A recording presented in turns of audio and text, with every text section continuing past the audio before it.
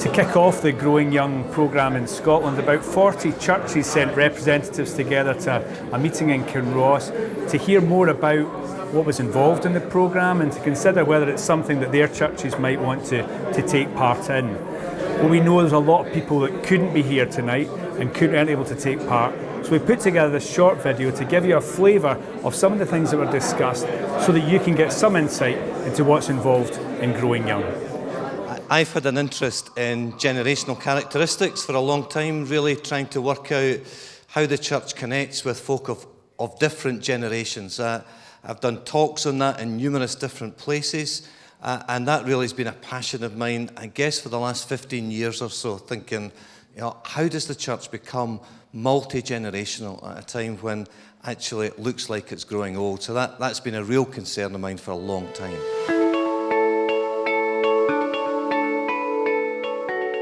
Share a little bit about kind of how we got into this and how we started this journey, and give you a sense for where we've been. And we really started with this question, and a question that I think all of us, it's probably why you're in this room today.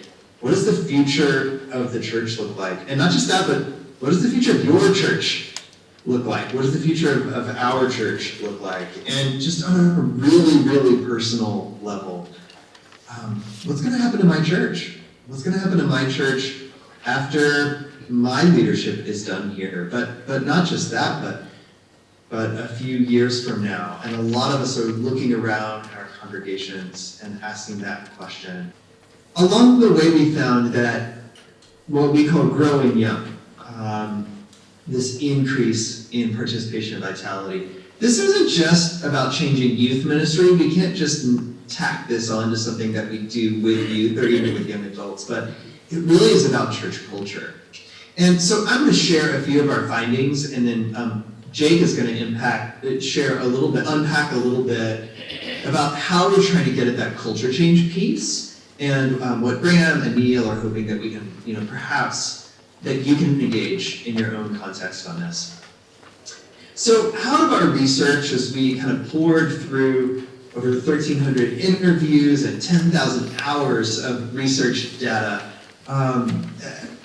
we distilled these, what we call 6 core commitments that kind of hold together. And we organize them together in a wheel, and I think you have some familiarity with that, and I don't want to unpack this whole wheel for us. But I do want to talk about just a few of the core commitments as an example of kind of some ways in. So we're trying to take these learnings from churches and then help churches apply them to their own context.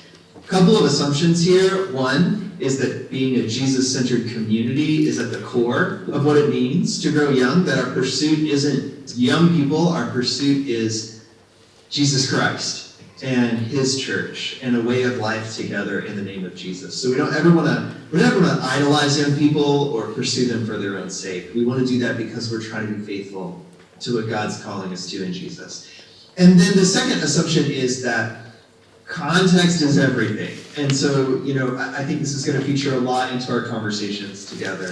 And we say that here in the US-based context, that community to community, church to church, that the context looks a little different and needs to drive how we apply these, how we live out these core commitments, and how we pursue them together as we're trying to discern how to be faithful.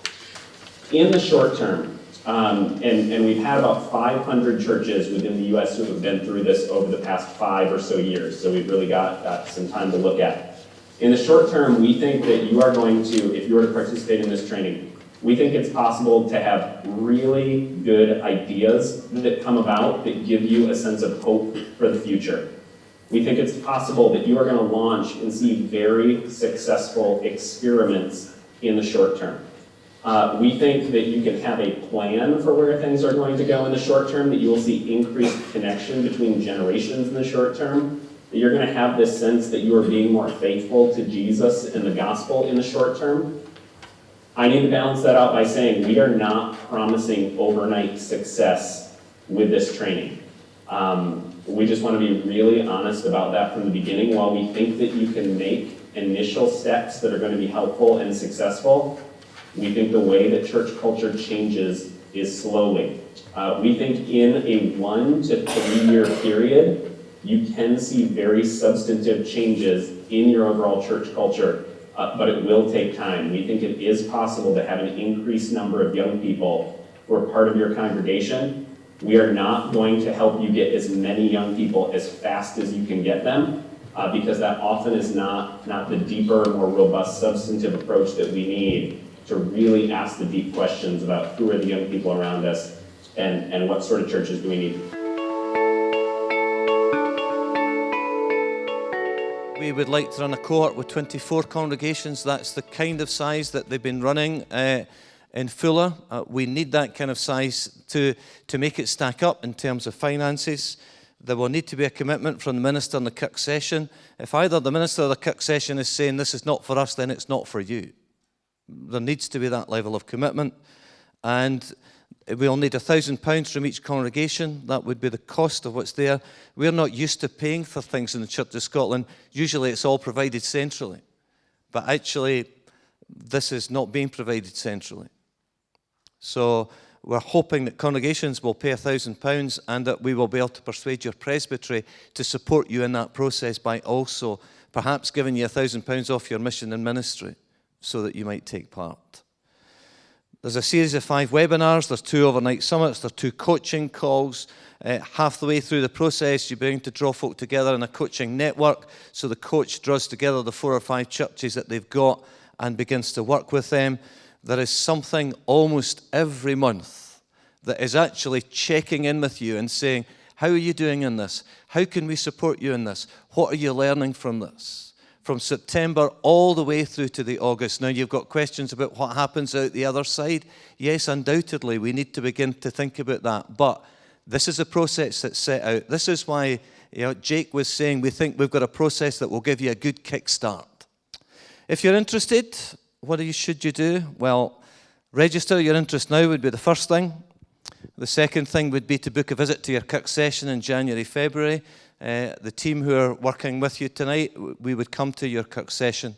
You would apply by Friday the 24th of March, and then decisions about who would be involved will be made by April, giving you May and June to do some preparatory work before we would launch after the summer.